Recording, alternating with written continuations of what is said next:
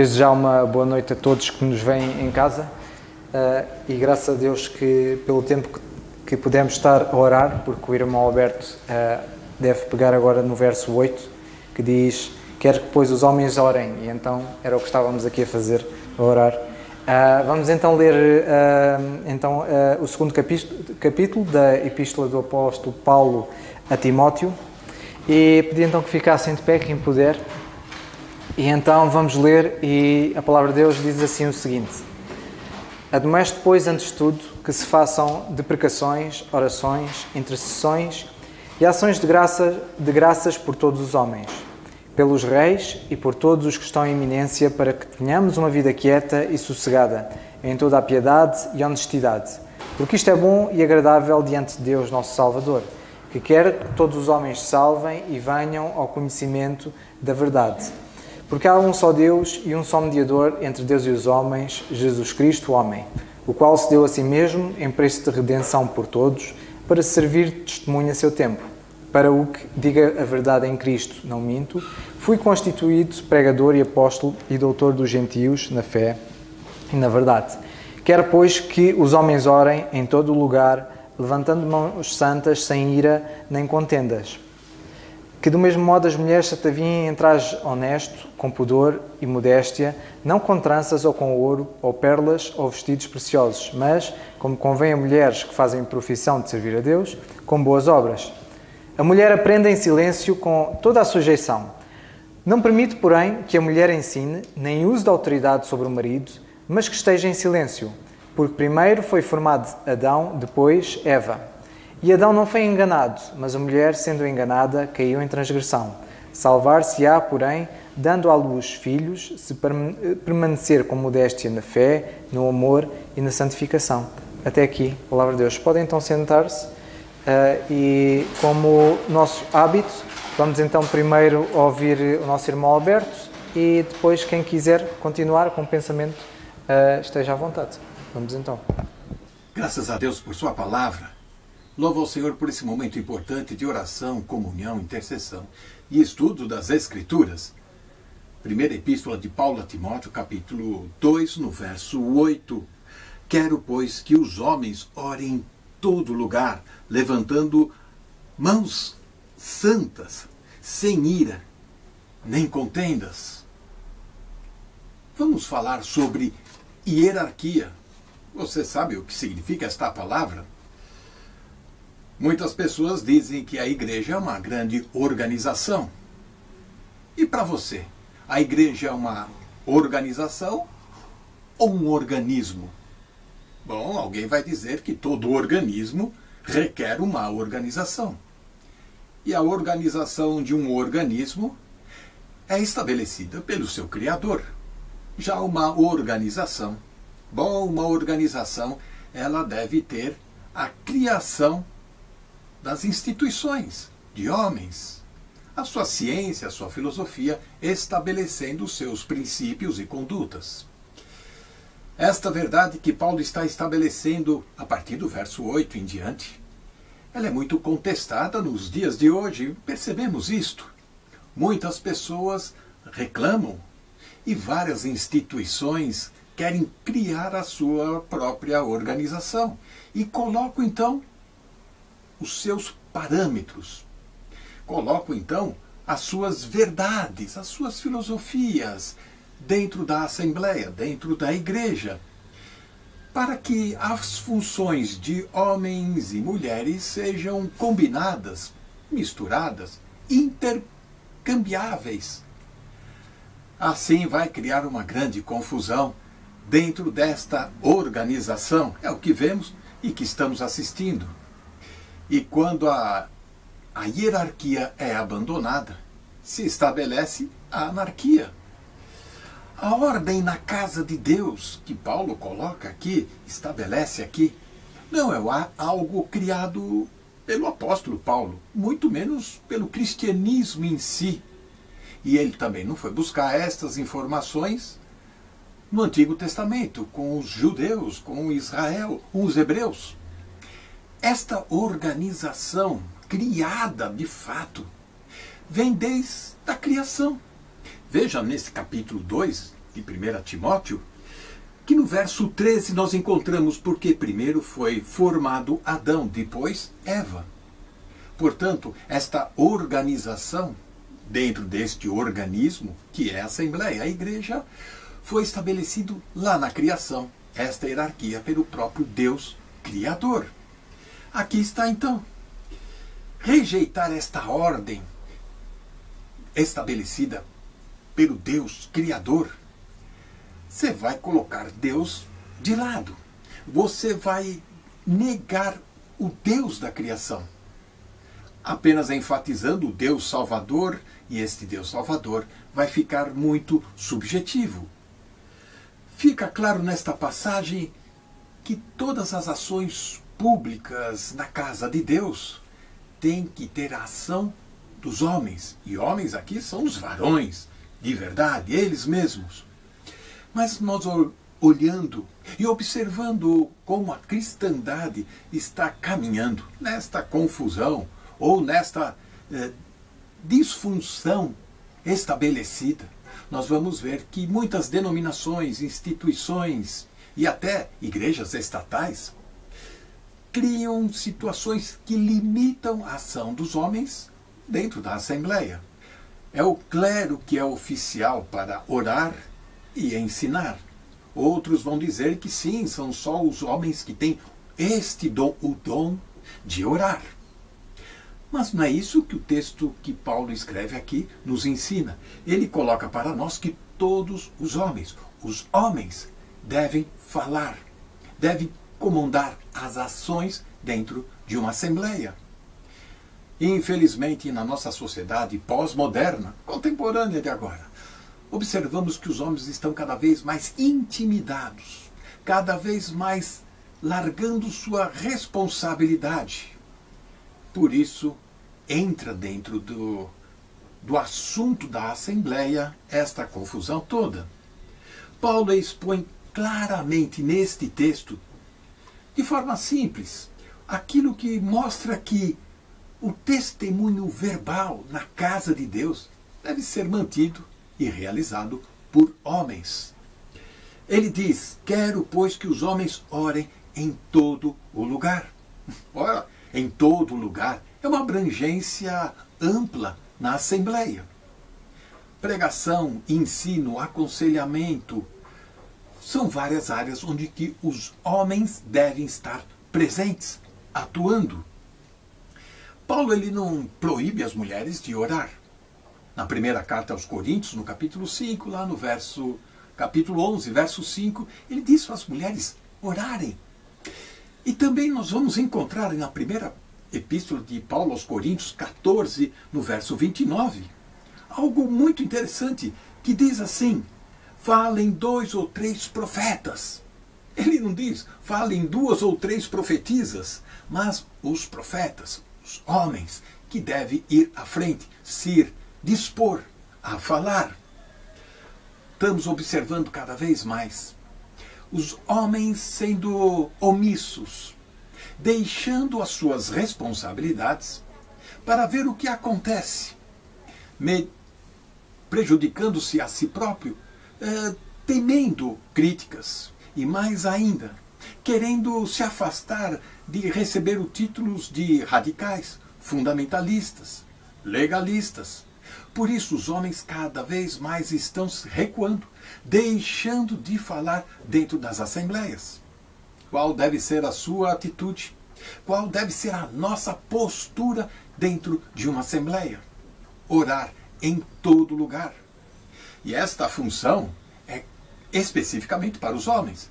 Paulo ele fala que as mulheres devem orar, mas não fala em todos os lugares. Todos os lugares é uma abrangência dos homens. Nós somos porta-vozes da pessoa de Deus para trazer a palavra de salvação, evangelização, aconselhamento. Cada vez mais ministrar, ensinar, alertar, exortar. É amplo estes lugares onde que o homem deve se levantar e falar. Mas falar com amor, falar com palavras oportunas, temperadas com sal, conforme diz a Epístola de Paulo aos Colossenses. Isso quer dizer que a nossa crítica, a nossa observação, ela deve ser cada vez mais controlada, com qualidade, e não com quantidade, verbalizar cada vez mais uma verborragia total em cima de alguns assuntos, criando antipatia. O que nós precisamos é, com as nossas vozes, unir as pessoas com simpatia, com amor. Isso é função dos homens dentro das assembleias. Uma hierarquia criada e estabelecida por Deus, pois a assembleia é um organismo vivo, vários dons atuando, e os homens têm que sempre estarem à frente. Pense nesta sua responsabilidade. Que Deus nos abençoe. Amém.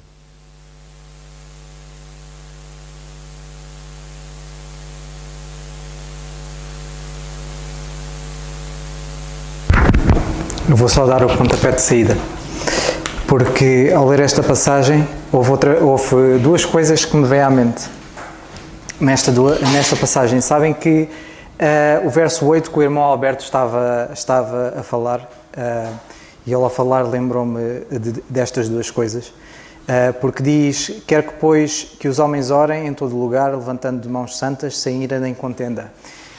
E no verso 1 e 2 diz: admoeste, pois, antes de tudo, que se façam deprecações, orações, intercessões e ações de graças por todos os homens, pelos reis e por todos os que estão em eminência, para que tenhamos uma vida quieta e sossegada em toda a piedade e honestidade.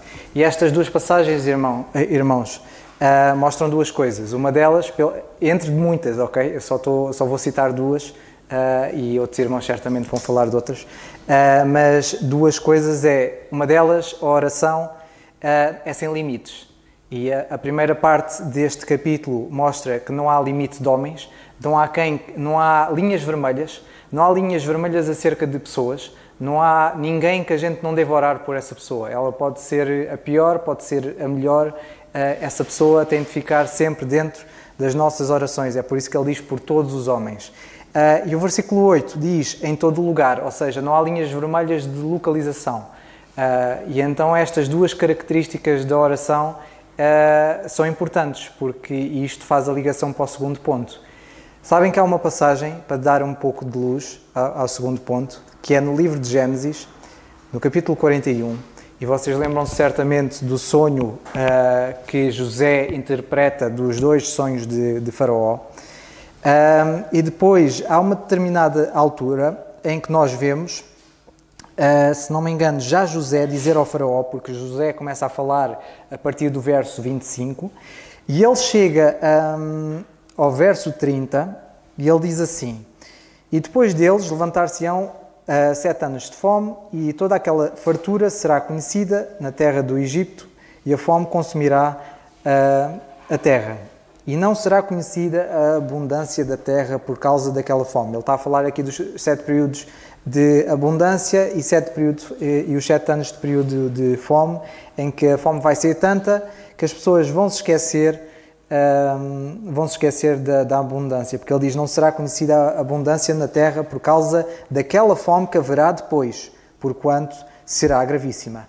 E a parte-chave é ele dizer, e que o sonho foi duplicado 2 vezes a Faraó, é porque esta coisa é determinada de Deus e Deus apressa-se a fazê-la. Isto lembram-me desta passagem porque há vários pontos na Bíblia em que Deus diz uma coisa e depois repete a mesma coisa. E a passagem de 1 Timóteo, capítulo 2, mostra isto, que Deus, ao referir a mesma coisa, que é oração, e a mostrar que a oração não é restringida a só orar sobre uma pessoa, ou seja, não há limites para a oração relativamente às pessoas, e também não há limites na oração relativamente ao lugar, ok? E Deus, ao mostrar estas duas coisas, mostra que isto é determinado por Deus, que Deus quer, e há certas passagens na Bíblia em que nós vemos Deus a repetir a mesma coisa 2 vezes para mostrar que isto é determinado por Deus e que Deus dá esta importância e dá esta pressa, porque José diz: Deus se apressa a fazê-la, e Deus apressa-se também que nós façamos a nossa parte na oração. e nós percebemos que a nossa oração não deve estar limitada a pessoas, a lugares, e se Deus a diz 2 vezes, como há certas passagens e muitas passagens, os irmãos certamente lembram-se nos Evangelhos do Senhor dizer na verdade vos digo. E as vezes que ele repetia as 2 vezes, mostrava também a importância e o de facto ele mostrar que era da sua palavra e a importância que ele dá a isso. Que era estas 2 coisas, que o Senhor nos ajude, e esta passagem nos ajuda a perceber que na oração não há limite por quem devemos orar e não há limite no lugar. Pode ser em casa, se temos um lugar especial em casa pode ser, mesmo que seja noutro lugar qualquer, mas de facto que possamos perceber que não há, que a oração é sem limites e é ilimitado. Vamos então outro irmão que queira, ainda dentro do tempo, e que o Senhor nos ajude e nos abençoe.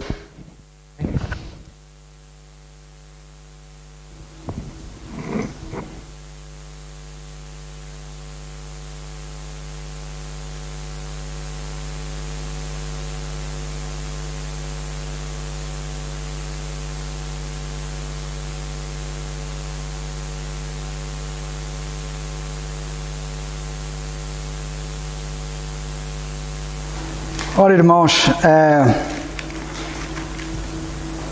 eu gostava de começar por dar um pensamento que não dei na semana passada, ou há 15 dias, relativamente a quem dá os dons, ou a quem constitui as pessoas que são o que são na igreja, nomeadamente pastores, evangelistas, doutores, etc. E há uma passagem entre as várias, eu não vou repetir aquilo que eu disse na semana passada, há 15 dias, mas há uma passagem que eu não citei e que é muito importante também, que se encontra no livro dos Atos dos Apóstolos, no capítulo 20, e que eu gostaria de rapidamente fazer uma breve alusão à mesma. Eu na altura falei sobre a ordenação, lembram-se? Porque há muita ordenação humana. Mas o que nós vemos na Bíblia é que a ordenação é divina. É Deus que a constitui, não são seminários, nem são homens, nem mesmo homens na igreja, mesmo que sejam homens consagrados e homens fiéis. Não são eles que constituem quem quer que seja. É Deus que o faz. E o papel da igreja, de toda a igreja, é reconhecer se de facto esses crentes têm essas características dadas por Deus. A missão da igreja, o papel da igreja é reconhecer, mas é a igreja. Toda a igreja deve reconhecer, todos os crentes devem reconhecer esses crentes. Porque é o que Paulo diz, quando ele diz, reconheceis que trabalham e presidem sobre vós no Senhor. Ora bem, então em Atos dos Apóstolos, no capítulo 20, vocês têm aqui uma reunião muito importante do apóstolo Paulo com anciãos. Ele mandou chamar os anciãos da igreja em Éfeso. E teve uma grande conversa com eles. E eles deviam ser ainda bastantes, os anciãos da igreja em Éfeso. Agora, uma coisa curiosa. Nós sempre falamos sobre a pluralidade dos anciãos, e é uma verdade. Os anciãos numa igreja devem ser plurais. É muito pobre, para não dizer perigoso, e eu já preguei sobre isso, uma igreja ter só um ancião. A igreja é tão mais rica, quanto maior o número de anciãos, também não é ter um número de anciãos só por ter o número de anciãos, mas ter de facto pluralidade de anciãos é muito importante. E a igreja em Éfeso tinha, como vocês veem. E Paulo mandou chamar, versículo 17 do capítulo 20, e de Mileto mandou a Éfeso a chamar os anciãos da igreja. E logo chegaram junto dele e tiveram uma conversa, tiveram ali uma reunião muito importante. E houve ali uma grande conversa, e este texto que está aqui, estes versículos a seguir, davam para uma grande meditação e reflexão sobre a importância desta conversa, desta reunião que eles tiveram. Mas quando nós chegamos ao versículo 28, nós vemos assim, a dada altura, ele virou-se para eles, para os anciãos, e disse-lhes assim, olhai por vós e por todo o rebanho. Já agora uma coisa curiosa. Primeiro, antes de eles olharem pelo rebanho, eles têm que olhar por eles. Eu, antes de poder olhar por algum de vocês, eu tenho que ter cuidado comigo mesmo. Tenho que olhar por mim. Tenho que pensar primeiro nas minhas necessidades espirituais, antes de pensar nas necessidades dos outros. Isto é chave. Porque se eu estiver em necessidade, o que é que eu posso que mais valia possa eu ser para os outros. E então ele diz, isto não é por acaso que ele diz isto, no versículo 28, diz ele assim, repito, olhai por vós, primeiro, e por todo o rebanho, em segundo lugar. Ok? Esta ordem é muito importante. Depois, sobre o qual, ou sobre o qual rebanho, o Espírito Santo vos constituiu bispos. Eles foram constituídos pelo Espírito Santo. Não foram constituídos por nenhum seminário, nem por nenhuma organização, para aproveitar a linguagem do irmão Alberto há bocado, nem por nenhuma organização ou instituição. Eles foram constituídos, diz aqui a Bíblia, no versículo 28, pelo Espírito Santo, para apacentardes a Igreja de Deus. Isto é muito importante. Para apacentardes, fostes constituídos pelo Espírito Santo para apacentardes a Igreja de Deus, que Ele resgatou com o seu próprio sangue. Era só este pensamento que eu não disse há 15 dias e que era importante eu agora referir e que vem completar aquilo que foi dito e está gravado da última vez.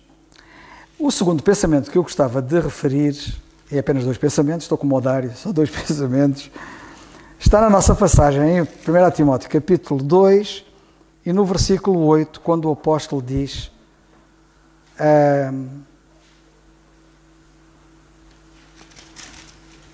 eu estava na segunda carta, estava a ver que eu estava a ler aquilo e aquilo não batia certo, era assim, mas eu estou a ler aquilo que não é sobre isto que eu quero falar. Capítulo 2 da primeira carta, versículo 8, que diz assim: quero, pois, que os homens orem em todo lugar, levantando mãos santas, sem ira nem contenda. E o pensamento que eu quero dar hoje, este segundo pensamento que eu quero dar hoje, é que o apóstolo Paulo, quando diz, quero que os homens, é o que está ali, quero, pois, que os homens orem em todo lugar. Atenção, a palavra grega para homens é mesmo homens masculino. Porque há palavras que traduzidas por homens, que quer dizer homens e mulheres. Mas esta palavra na língua grega, para quem sabe grego, sabe que esta palavra, traduzida por homens, é homens masculino. Os varões, como dizia o irmão Alberto há bocado. Não sei se foi o termo varões, mas foi um sinónimo. Portanto, esta palavra é mesmo homens. Mas para quem não sabe grego, vamos imaginar, mas eu não sei grego, sei lá se é masculino, se é homens e mulheres. O contexto mostra que é mesmo homens. Sabem porquê? Porque o versículo 9 faz o contraste e diz assim, que do mesmo modo as mulheres. Porque ele estava a falar mesmo dos homens. Estava a falar dos homens machos. Ok? Era dos homens que ele estava a falar. Porque a seguir ele vai falar então das mulheres. Ele separa as coisas. Bem, e neste segundo pensamento, para além de eu referir isto que me parece importante, que é para cimentar bem aqui a ideia, ele diz, quero que os homens orem. E há bocado ouvimos o nosso irmão Alberto estar a falar, a mostrar a importância e a responsabilidade dos homens orarem, e infelizmente, e lamento que muitas vezes os homens não oram. Estamos numa reunião de oração e os homens muitas vezes não oram. Alguns homens não oram. E a pergunta que eu faço é, porquê? Eu quero que os homens orem. Ele não diz que quer que o homem A, B ou C ore. Os homens, todos os homens devem orar. E porquê que os homens todos devem orar? Por muitas razões, mas só vou dar uma. Se eu sou homem e eu não oro, acham que eu vou orar lá em casa?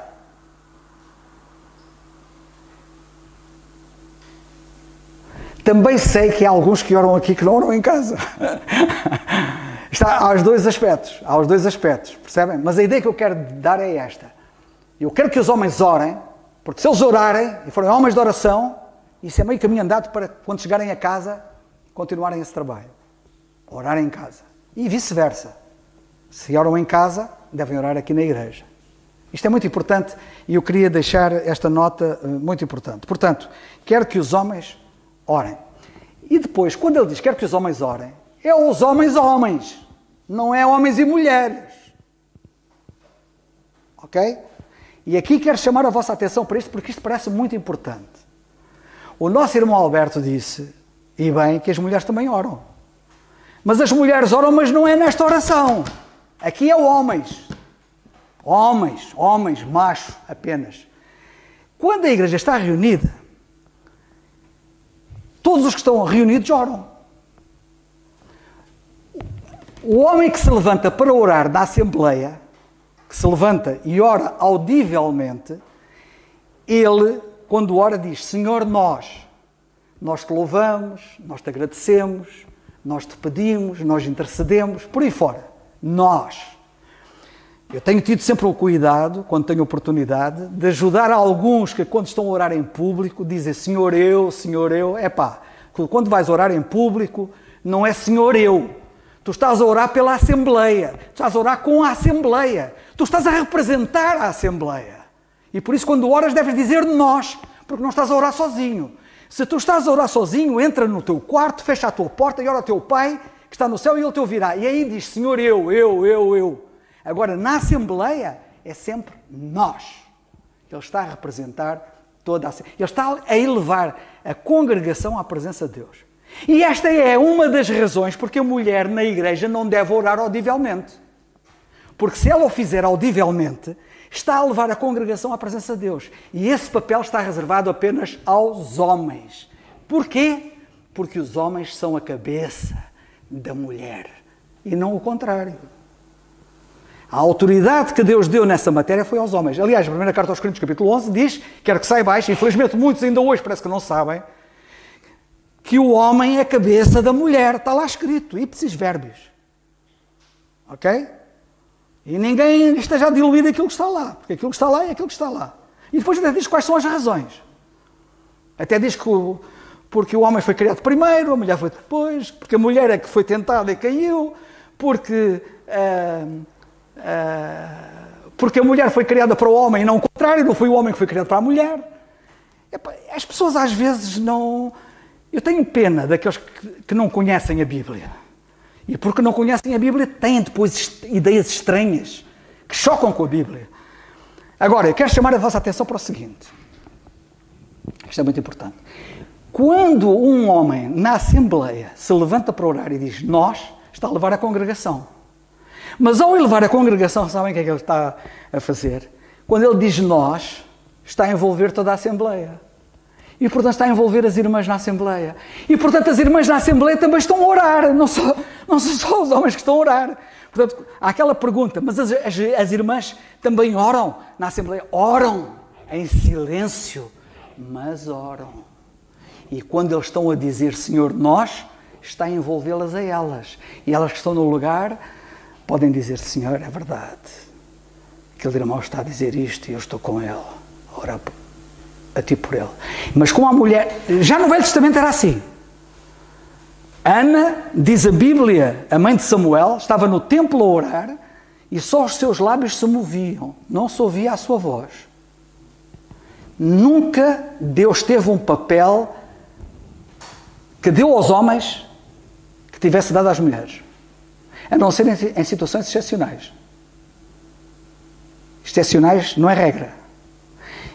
E aqui, para vocês poderem perceber, e termino com isto, podem pensar assim, então mas o irmão Alberto não falou ainda há bocado que Paulo disse na carta aos Coríntios que as mulheres oravam e até profetizavam? Ah, boa. Precisamos perceber isso. A carta aos Coríntios, e eu tenho que explicar isto, porque isto, para ficar claro na cabeça de muitos, ainda esta semana, foi ontem, se não estou em erro, eu vi um vídeo no Facebook, que foi publicado por alguém que não interessa, a tentar torcer a Bíblia e a tentar mostrar coisas erradas, nomeadamente nesta matéria. E tocou nesta matéria estava a falar de Timóteo e depois extrapolou aquilo para Corinto, para a carta aos Coríntios, e estava a procurar mostrar que ali está escrito que não sei o quê, mas que aquilo não é assim. Por outras palavras, a Bíblia diz aquilo, mas aquilo não quer dizer aquilo. Não, a Bíblia quer dizer aquilo. Agora, como é que se explica que as mulheres são vistas a orar em Corinto e a profetizar? Isto é muito importante, ok? Para vocês poderem perceber, porque a regra não é essa. A regra é que o apóstolo Paulo diz, quer que os homens orem. Agora, e já expliquei também como é que as irmãs podem e devem orar na Assembleia. Elas estão lá, não estão a fazer figura de corpo presente, estão lá também a orar. E mesmo em silêncio, no silêncio dos seus corações, elas estão a orar ao Senhor. Não o fazem, não é audivelmente. Porque se o fizerem audivelmente, vão elevar a congregação a Deus. E não são elas que levam a congregação a Deus. A cabeça são os homens. Bem, na carta aos Coríntios, vocês têm ali coisas... A carta aos Coríntios, como nós já dissemos várias vezes, é uma carta de transição. É uma carta que foi escrita pelo apóstolo Paulo durante o período da transição da lei para a graça. E eu já tentei explicar isto, eu vou tentar ver se visualmente vocês veem bem isto. Quando a dispensação da graça começou a entrar, as coisas da lei começaram a sair. E à medida que mais graça ia entrando, mais lei ia saindo. Mas há um período, que é esse tal período de transição, em que temos coisas da graça e da lei simultaneamente. E isto acontece desde a conversão do apóstolo Paulo, quando a graça começou a entrar, em Atos capítulo 9, até ao fim dos Atos dos Apóstolos, que é Atos 28, 28, quando Deus pôs de parte definitivamente a nação de Israel, segundo lemos em Atos 28, 28, que diz, visto que rejeitais a salvação de Deus é enviada aos gentios e eles ouvirão. Portanto, entre Atos 9 e Atos 28, que é o período da tal transição, a graça estava a entrar e quanto mais graça entrava, mais lei saía. Até que chega a uma certa altura, primeiro só tínhamos lei, depois temos lei, pouca graça e muita lei, depois a graça vai crescendo até ao ponto de ficar lei e graça e depois ficar mais graça do que lei, cada vez mais graça e menos lei e até que ficou só graça. Atos 28, 28. O que é importante vocês visualizarem é que entre Atos dos Apóstolos, capítulo 9, conversão do apóstolo Paulo, até Atos 28, 28, fim dos Atos, o apóstolo Paulo escreveu várias cartas. E, portanto, as cartas que ele escreveu nesse período são cartas no período de transição. Portanto, não se surpreende que nessas cartas hajam coisas de lei e graça misturadas, ok? Certo? Quando ele chega a Atos 28, é quando ele está definitivamente preso em Roma, na última prisão dele em Roma, e ele escreve as chamadas cartas prisionais, as cartas que ele escreve da prisão em Roma. E nessas cartas é só graça. E por isso vocês não encontram pingo de lei, nem pingo da velha dispensação. Agora, o que é que aconteceu durante esse período transicional? Vamos recuar um bocadinho mais, pouco, antes do período transicional começar com a conversão de Paulo. A dispensação da graça começou com a conversão de Paulo, numa altura em que estava a ser cumprida uma profecia, que era a profecia de Joel. E a profecia de Joel começou a ser cumprida, mas não acabou. Foi interrompida com a conversão do apóstolo Paulo e com a introdução da dispensação da graça de Deus. A profecia de Joel, parte dela, a primeira parte da profecia, cumpriu-se.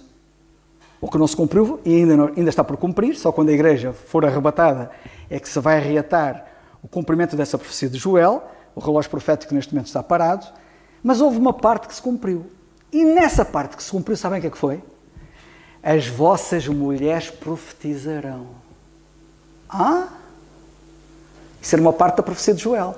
E agora uma coisa curiosa. Porquê é que Joel, mesmo sendo Joel e sendo do Velho Testamento, disse que as mulheres iam profetizar?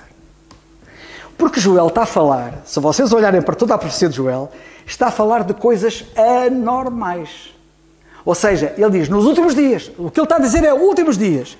E nos últimos dias, diz Joel, por outras palavras, vão acontecer coisas anormais. Mulheres orarem é normal, não é normal isso. Mas vai acontecer. E as vossas filhas profetizarão. Também não é normal. Vai acontecer isso. Mais coisas anormais que ele diz ali. Os vossos velhos terem sonhos. Os jovens é que têm sonhos. E os vossos mancebos terem visões. Os velhos é que têm visões. Tudo coisas anormais. Tudo ao contrário. O sol se escurecer não é normal. A lua transformar-se em sangue não é normal. Tudo coisas anormais. A profecia de Joel vão acontecer coisas anormais. Ora, quando a dispensação da graça começou, estava em vigor a dispensação da lei e havia coisas da lei que estavam a correr. E uma das últimas coisas que até foi implementada debaixo da lei foi as mulheres, como sinal dos últimos dias, profetizarem e terem visões.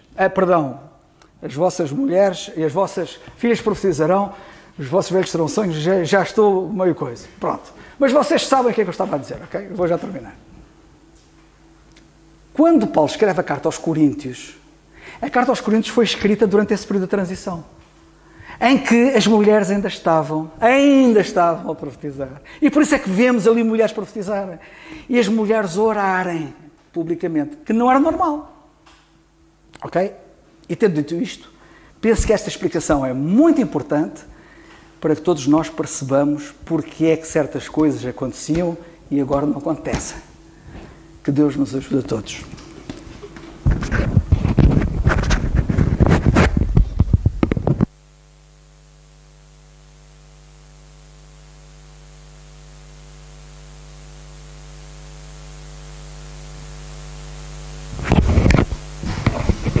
Parece que vamos então terminar a oração e graças a Deus pelo que ouvimos, porque a oração tem muito que se lhe diga e só pegámos em 4 coisas, imaginem só. A palavra de Deus é rica ao ponto de até exigir que nós estudemos mais e que o Senhor nos ajude. Vamos então terminar a oração. Nosso Deus e amado Pai, te agradecemos, Pai, por mais uma vez aprendermos na Tua palavra, até nisto na oração.